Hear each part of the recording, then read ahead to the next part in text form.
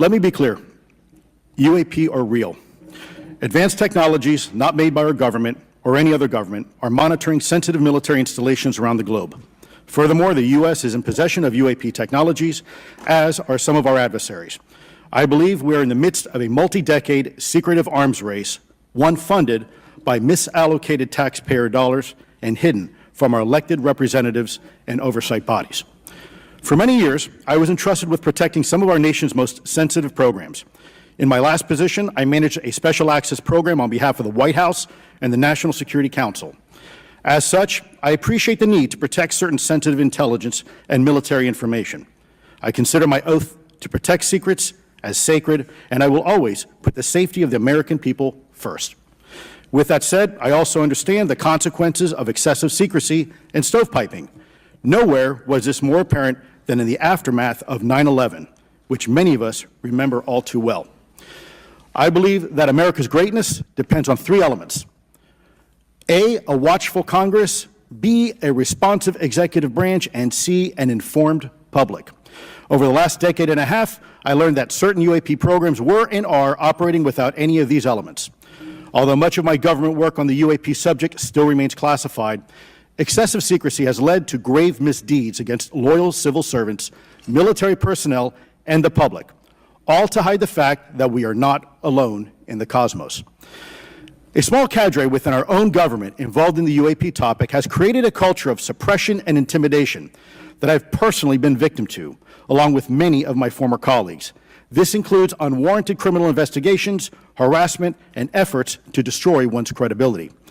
Most Americans would be shocked to learn that the Pentagon's very own Public Affairs Office openly employs a professional psychological operations officer as the singular point of contact for any UAP-related inquiries from citizens and the media. This is unacceptable. Many of my former colleagues and I have provided classified testimony to both the Department of Defense and the Intelligence Community Inspector General, and many of us have subsequently been targeted by this cabal with threats to our careers, our security clearances, and even our lives. Gallaudet, to please begin your opening remarks. Thank you, Chairwoman Mace, Chairman Grothman, Ranking Members Connolly and Garcia, and members of the committee. Thank you for this opportunity to testify today regarding unidentified anomalous phenomena, or UAP. Confirmation that UAPs are real came to me in January of 2015 when I was serving as the commander of the Navy Meteorology and Oceanography Command. At the time, my personnel were participating in a pre-deployment naval exercise off the U.S. East Coast. It included the USS Theodore Roosevelt Carrier Strike Group, and this exercise was overseen by the United States Fleet Forces Command, led by a four-star admiral who at the time was also my superior officer. During this exercise, I received an email on the Navy's secure network from the operations officer of U.S. Fleet Forces Command. The email was addressed to all the subordinate commanders, and the subject line read in all capital letters, "Urgent Safety of Flight Issue." The text of the email was brief but alarming, with words to the effect, "If any of you know what these are, tell me ASAP. We are having multiple near mid-air collisions, and if we do not resolve this soon, we are going to have to shut down the exercise." Attached to the email is what is now known as the Go Fast video, captured on the forward-looking infrared sensor of one of the Navy F-A-18 aircraft participating in the exercise. The now declassified video showed an unidentified object exhibiting flight and structural characteristics unlike anything in our arsenal. The implication of the email was clear. The author was asking whether any of the recipients were aware of classified technology demonstrations that could explain these objects.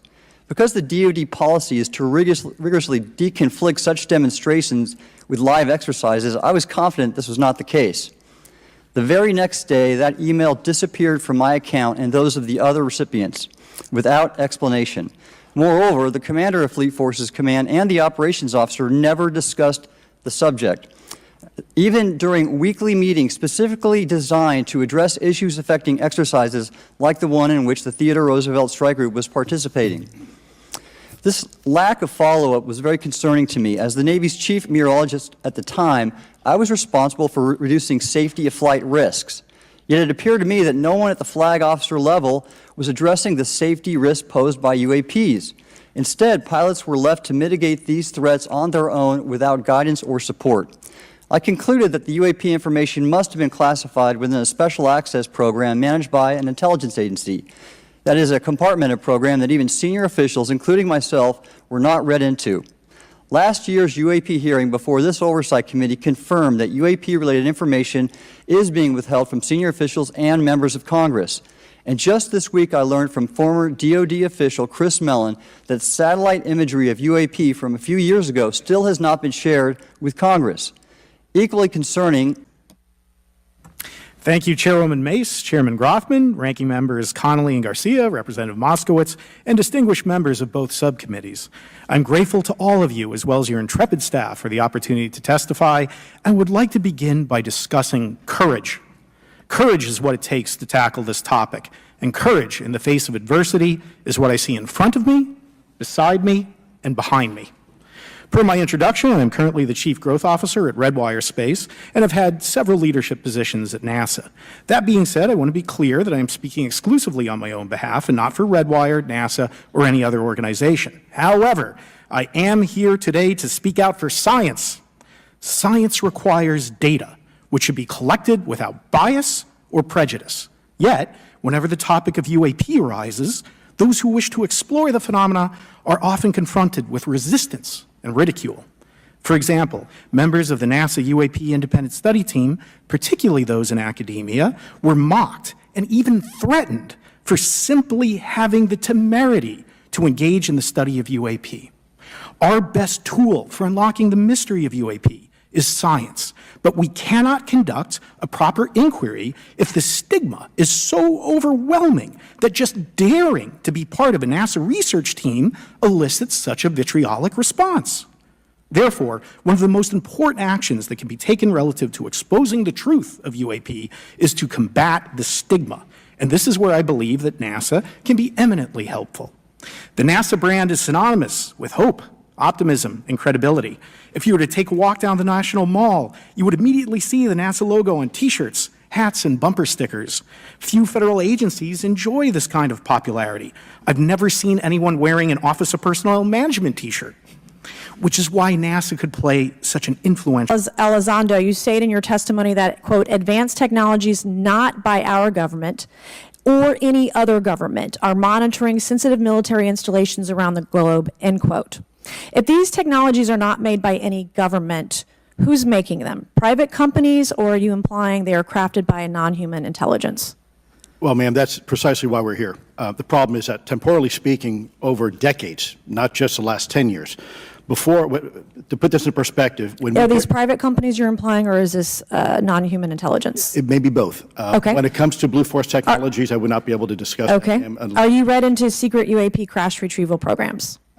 we would have to have a conversation in a closed session, ma'am. I signed documentation 3 years ago that restricts my ability to discuss specifically crash retrievals. I submitted for my book through the DOPSR process, which took a year for it to be reviewed. And what is in the book is what I was told I'm allowed to talk about. Has the government conducted secret UAP crash retrieval programs, yes or no? Yes. Okay, were they designed to identify and reverse engineer alien craft, yes or no? Yes. Does the U.S. government have any reverse, okay, we already answered that question about retrieval programs. Do any U.S. contractors have the same? I would prefer to address that in a closed session, ma'am. Okay. In your book, you mentioned government employees who've been injured by UAPs, placed on leave, and receiving government compensation for their injuries. Is that correct? That is correct. How can the government deny we have recovered craft if they're paying people because they've been injured by recovered craft? Welcome, everyone. We are pleased to have you today. Pursuant to Committee Rule 9G, the witnesses will please stand and raise your right hands. This is where it gets real. Do you solemnly swear to affirm that the testimony that you are about to give is the truth, the whole truth, and nothing but the truth, so help you God? Let the record show that the witnesses all answered in the affirmative. We appreciate all of you being here today and look forward to your testimony. Let me remind the witnesses that we have read your written statements and they will appear in full in the hearing record. You guys may be seated. Here comes back. What the hell was that? Is this for real? What did you just do? His real name is Robert Lazar. He says he earned degrees in physics and electronics, but the schools we contacted say they've never heard of him. Well, they're trying to make me a non-person. And tonight, George digs deeper, searching for the truth. Did you knowingly lie? I am telling the truth. I've tried to prove that. Look, I don't know if it's real, but I'm going to find out. The Area 51 whistleblower comes under fire. We got threatening phone calls. He'll never make it back here. And George gets the attention of the U.S. government. We were followed. So they were definitely listening to you. They were listening to my phone. Along with 2 secret allies, all paving the way for an unprecedented twist inside the halls of the U.S. Capitol. A multi-decade crash retrieval and reverse engineering program. Oh, this is serious. It's been serious for a long time, and it's been ignored for way too long. The keepers of the secrets are better at their job. A worldwide exclusive interview on News Nation revealed alleged secrets within our own government. What conclusion did you come to at the end of your time on the UAP task force? The UAP task force was refused access to a broad crash retrieval program. We have spacecraft from another species. We do, yeah. How many? Quite a number. You're kidding. No.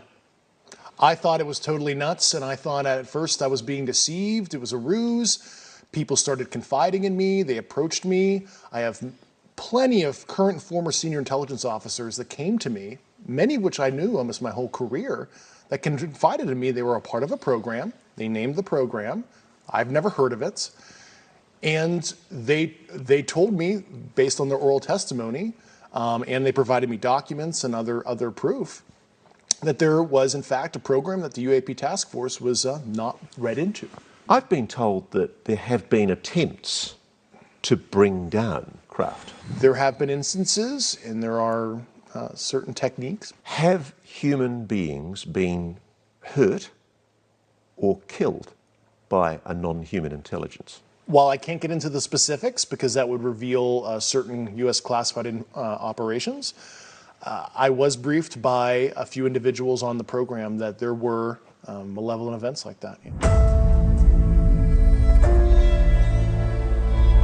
Including this never-before-seen moment where Grush describes the roadblocks he says he faced when trying to pry for answers. You're telling us we're being lied to. Yeah, it's an obvious intelligence community disrespect to the legislative branch, and I tried to gain access in my official capacity, and I had one agency say, "Oh yes, we have what you're looking for. We'll reach in."